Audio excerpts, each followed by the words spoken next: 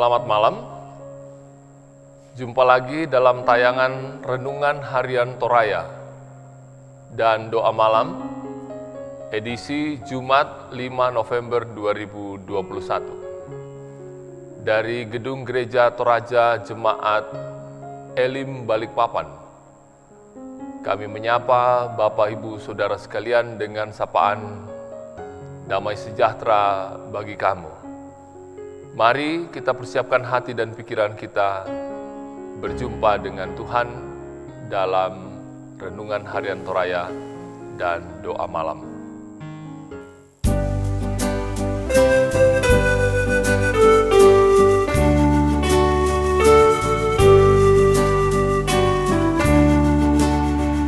Di bukit yang jauh tanpa kayu tali, lambangku untuk nestapa celah. Salib itu tempat Tuhan Maha Kudus menebus umat manusia.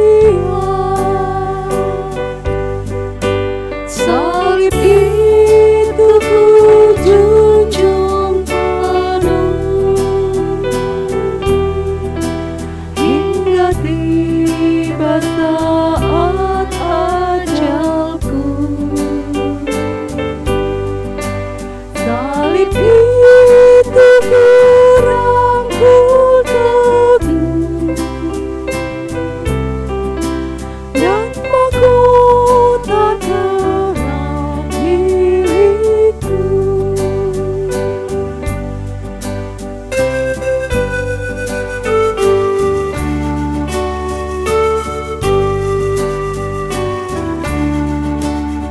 Meski salib itu dicela, dicerca, bagiku tiada tandanya.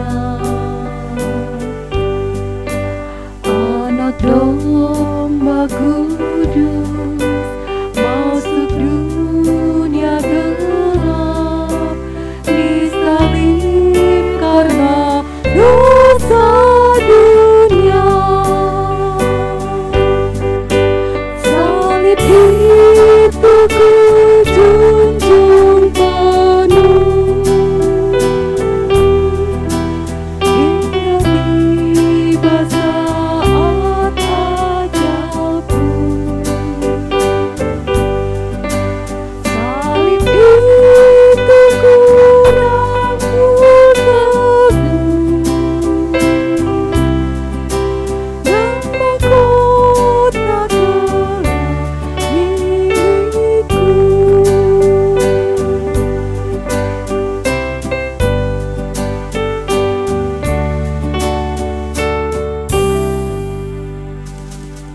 Malam hari ini kita sama-sama akan membaca firman Tuhan dari Rut pasal 2 ayat 1 sampai 23.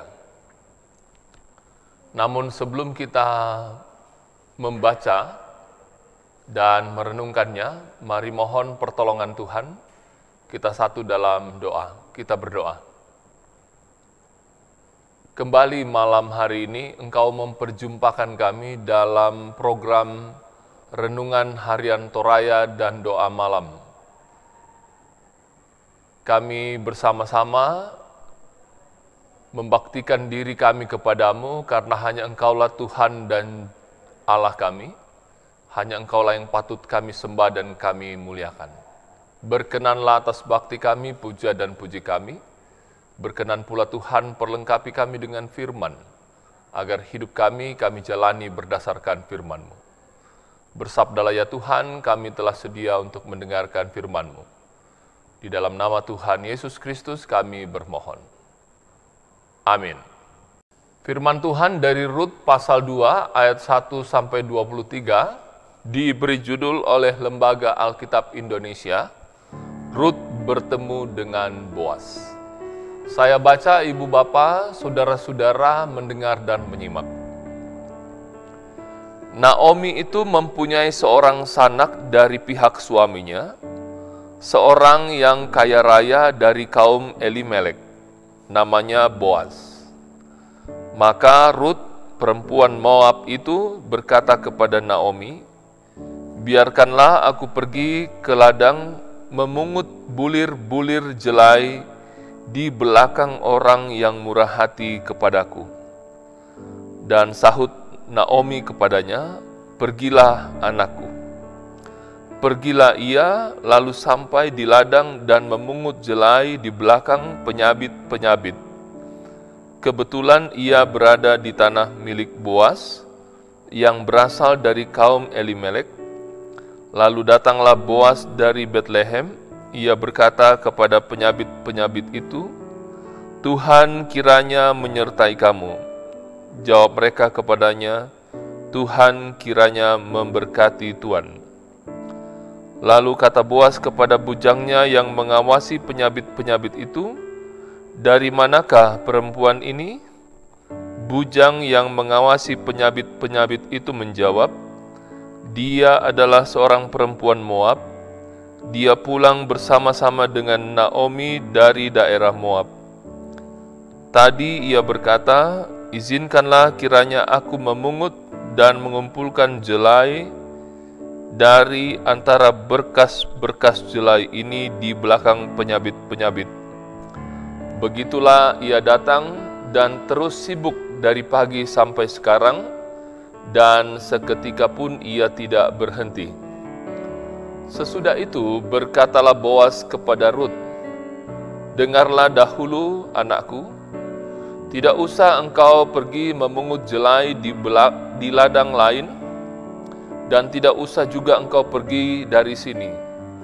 Tetapi tetaplah dekat pengerja-pengerjaku perempuan. Lihat saja ke ladang yang sedang disabit orang itu, ikutilah perempuan-perempuan itu dari belakang.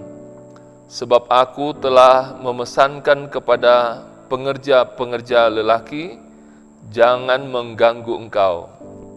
Jika engkau haus, pergilah ke tempayan-tempayan dan minumlah air yang dicedok oleh pengerja-pengerja itu." Lalu sujudlah Rut menyembah dengan mukanya sampai ke tanah dan berkata kepadanya, "Mengapakah aku mendapat belas kasihan daripadamu, sehingga Tuhan memperhatikan aku, padahal aku ini seorang asing?" Boaz menjawab, "Telah dikabarkan orang kepadaku dengan lengkap segala sesuatu yang engkau lakukan kepada mertuamu sesudah suamimu mati, dan bagaimana engkau meninggalkan ibu bapamu dan tanah kelahiranmu, serta pergi kepada suatu bangsa yang dahulu tidak engkau kenal. Tuhan kiranya membalas perbuatanmu itu, dan kepadamu kiranya dikaruniakan upahmu sepenuhnya oleh Tuhan Allah Israel, yang di bawah sayapnya engkau datang berlindung." Kemudian berkatalah Rut, "Memang aku mendapat belas kasihan daripadamu, ya Tuanku, sebab Tuhan telah menghiburkan aku dan telah menenangkan hati hamba-Mu ini, walaupun aku tidak sama seperti salah seorang hamba-hamba-Mu perempuan." Ketika sudah waktu makan, berkatalah Boaz kepadanya, "Datanglah kemari, makanlah roti ini dan celupkanlah suapmu ke dalam cuka ini." Lalu duduklah ia di sisi penyabit-penyabit itu, dan Boaz mengunjukkan bertih gandum kepadanya. Makanlah Rut sampai kenyang, bahkan ada sisanya. Setelah ia bangun untuk memungut pula, maka Boaz memerintahkan kepada pengerja-pengerjanya, "Dari antara berkas-berkas itu pun ia boleh memungut, janganlah ia diganggu. Bahkan haruslah kamu dengan sengaja menarik sedikit-sedikit dari onggokan jelai itu untuk dia dan meninggalkannya supaya dipungutnya. Janganlah berlaku kasar terhadap dia. Maka ia memungut di ladang sampai petang, lalu ia mengirik yang dipungutnya itu, dan ada kira-kira seeva jelai banyaknya. Diangkatnyalah itu, lalu masuklah ia ke kota. Ketika mertuanya melihat apa yang dipungutnya itu, dan ketika dikeluarkannya dan diberikannya kepada mertuanya sisa yang ada setelah kenyang itu, maka berkatalah mertuanya kepadanya, "Di mana engkau memungut dan di mana engkau bekerja hari ini? Diberkatilah kiranya orang yang telah memperhatikan engkau itu." Lalu diceritakannya lah kepada mertuanya itu pada siapa ia bekerja. Katanya, "Nama orang pada siapa aku bekerja hari ini ialah Boas." Sesudah itu berkatalah Naomi kepada menantunya, "Diberkatilah kiranya orang itu oleh Tuhan yang rela mengaruniakan kasih setianya kepada orang-orang yang hidup dan yang mati." Lagi kata Naomi kepadanya, "Orang itu kaum kerabat kita. Dialah salah seorang yang wajib menebus kita." Lalu kata Rut, perempuan Moab itu, "Lagi pula ia berkata kepadaku, tetaplah dekat pengerja-pengerjaku sampai mereka menyelesaikan seluruh penyabitan ladangku." Lalu berkatalah Naomi kepada Rut, menantunya itu, "Ya anakku, sebaiknya engkau keluar bersama-sama dengan pengerja-pengerjanya perempuan, supaya engkau jangan disusahi orang di ladang lain." Demikianlah Rut tetap dekat pada pengerja-pengerja perempuan Boas untuk memungut sampai musim menuai jelai di musim menuai gandum telah berakhir. Dan selama itu ia tinggal pada mertuanya. Sampai sedemikian jauh pembacaan firman Tuhan. Yang disebut berbahagia adalah mereka yang setelah mendengar firman Tuhan memberlakukan dalam hari hidupnya. Amin. Firman Tuhan dari Rut pasal 2 ayat 1 sampai 23 yang sudah kita baca tadi akan kita renungkan dalam satu tema, harapan dalam kesengsaraan. Kapak ranuanan lan kamaparrisan. Setiap orang memiliki cara tersendiri untuk bangkit dari keterpurukannya. Entah dilakukannya bersama dengan orang lain, ataupun dengan niatnya yang besar, ia melakukan apa saja yang dianggap bisa membuatnya bangkit dari keterpurukan hidupnya. Untuk melanjutkan kehidupan di Israel, maka Naomi dan Rut terus berupaya mencari cara demi memenuhi kebutuhan hidupnya. Salah satu cara yang dilakukan adalah Rut minta izin kepada Naomi untuk pergi memungut bulir-bulir jelai di ladang yang adalah milik kepunyaan Boas. Di ladang, Rut bekerja di belakang para penuai hasil panen, sebab menurut aturan di Israel, janda atau orang miskin hanya boleh memungut sisa-sisa jelai di belakang para pemanen jelai. Dengan bermodalkan aturan inilah, Rut berinisiatif pergi memungut bulir jelai yang tersisa. Ayat 2-3 pembacaan kita. Tindakan Rut karena dia merasa bertanggung jawab untuk memenuhi kebutuhan dirinya dan mertuanya. Boas merupakan salah satu anggota keluarga dari kaum Elimelek, Sehingga dari penuturan mengenai Rut dari orang lain, maka Boas sangat baik kepada Rut, karena ia tahu pengorbanannya untuk Naomi. Oleh karena itulah, ia memperlakukan Rut secara istimewa. Hal inilah yang membuat keberlangsungan hidup Rut dan Naomi terpelihara dari hasil memungut jelai di ladang Boas. Kisah keberlanjutan pemeliharaan Tuhan terhadap Rut dan Naomi bukanlah hal yang kebetulan. Namun, kita hendaknya menghayati bahwa Tuhan tidak pernah merancang hal yang buruk dalam hidup kita. Sehingga masalah apapun yang kita hadapi, janganlah membutakan mata rohani kita untuk melihat rencana Tuhan terhadap diri kita. Percayalah, Tuhan bisa bekerja dalam hidup kita dengan caranya, sekalipun melalui kepahitan hidup. Amin. Bapak Ibu sidang jemaat kekasih Tuhan, setelah sama-sama kita merenungkan kisah dalam Rut 2 ayat 1 sampai 23 dengan tema harapan dalam kesengsaraan, malam hari ini mari sama-sama kita arahkan iman percaya kita di hadapan Tuhan, memohon berkat Tuhan lewat doa syafaat bersama. Kita satu di dalam doa. Kita berdoa. Firman-Mu dengan tema harapan dalam kesengsaraan telah kami renungkan bersama malam ini.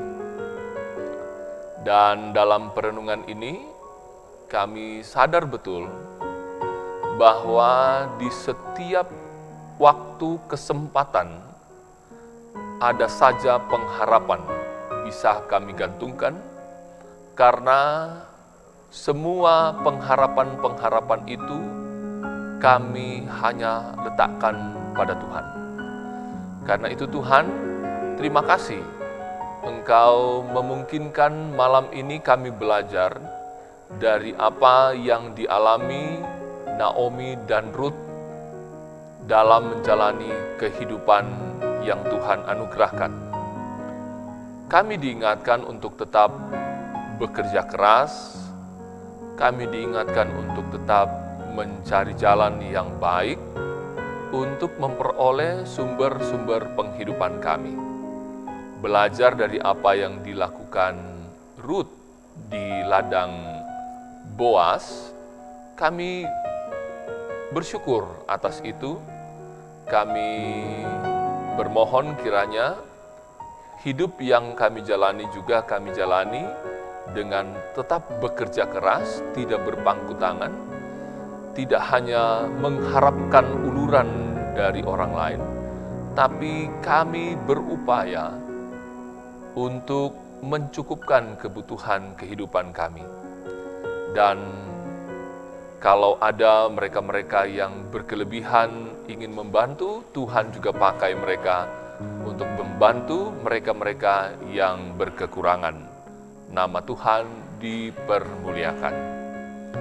Malam ini bersama kami bawa doa syafaat kami kepadamu, ungkapan syukur atas kasih, kemurahan, penyertaan Tuhan buat saudara-saudara kami yang berjumpa dengan hari ulang tahunnya.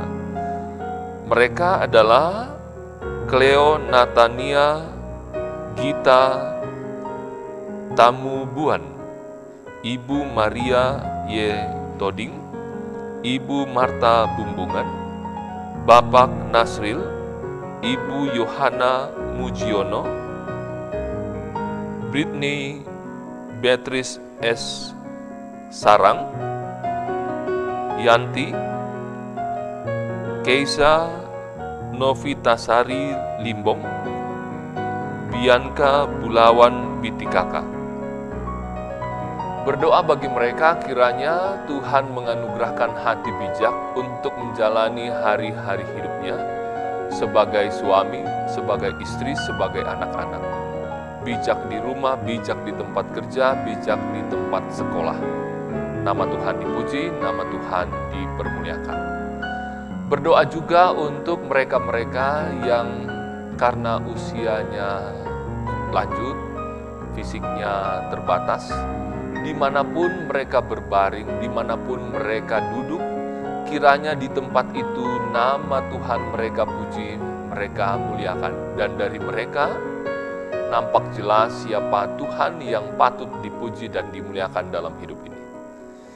Berdoa untuk malam hari ini, untuk mereka-mereka yang masih harus bekerja sampai besok pagi.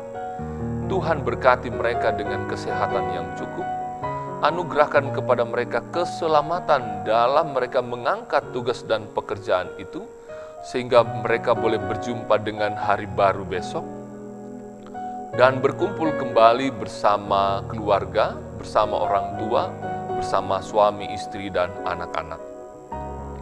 Di sana, di rumah mereka, nama Tuhan mereka puji dan mereka muliakan. Berkati seluruh usaha dan kerja jemaat Tuhan di sepanjang hari ini, kiranya apa yang mereka kerjakan boleh membuahkan hasil yang baik, mencukupi kebutuhan rumah tangga, dipakai untuk memuliakan nama Tuhan. Berkati rumah tangga mereka tetap rukun, damai, harmonis, penuh dengan cinta kasih. Berkati usaha dan pekerjaan mereka, berkati anak-anak kekasih karunia Tuhan bagi mereka dalam pertumbuhan, pendidikan, dan kesehatannya, sehingga mereka semua tumbuh sehat normal, tumbuh sebagai anak-anak yang taat kepada orang tua, terlebih taat kepada Tuhan. Bapa di dalam surga, di kesempatan malam hari ini juga kami tetap berdoa untuk kepanitiaan yang ada di Jemaat Elim Balikpapan. Berkati pembangunan Siring yang sementara berlangsung, kiranya semua para tukang terhindar dari segala musibah mara bahaya kecelakaan. Pembangunan ini berlangsung dengan aman. Pembangunan ini dapat diselesaikan dengan cepat, tepat waktunya, sehingga lewat selesainya atau rampungnya nanti pembangunan itu, lokasi parkiran dan tempat ibadah boleh semakin tertata dengan baik.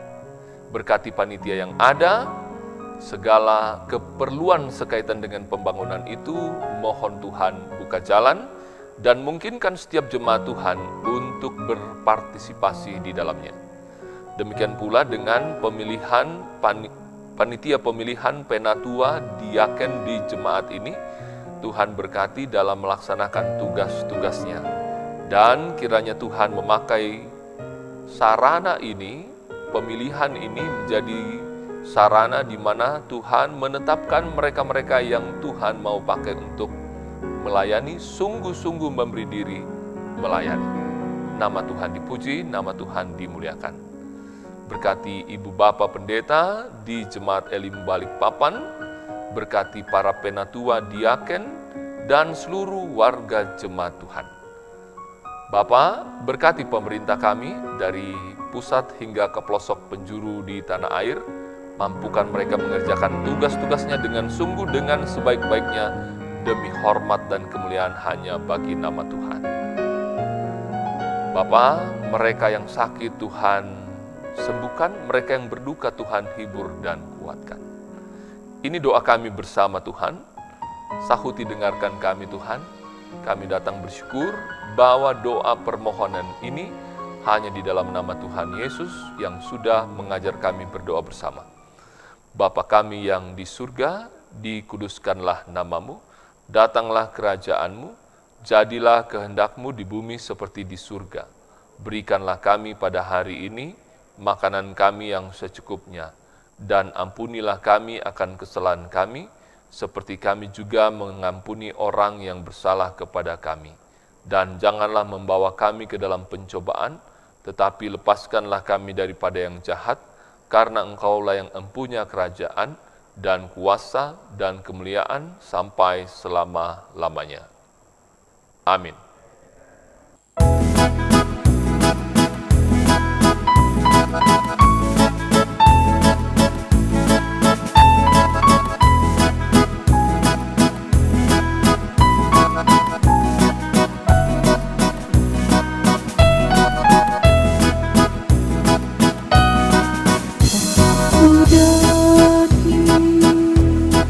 Gunung yang tinggi dan ku turuni lembah terjal. Yesus berkata, kau pun temani sabda ilahi, janji kekal. Cahaya surgawi, cahaya surgawi, jiwa penuh kemuliaannya.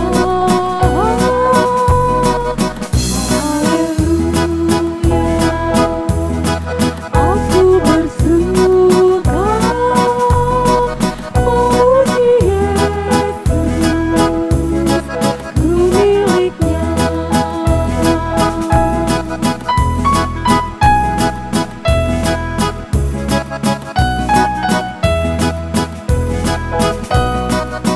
Satibaya kau melingkupi bagiku Yesus, tanpa celah.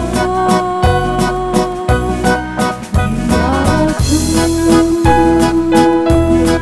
cahaya ilahi, dan di sisinya ku tak cemas. Cahaya surgawi, cahaya surgawi, jiwa penuh kemuliaannya. Haleluya, aku bersuka memuji Yesus, ku miliknya.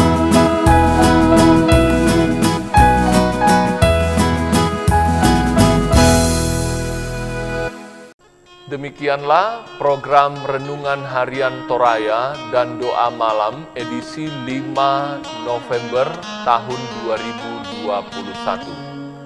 dari Gedung Gereja Toraja Jemaat Elim Balikpapan.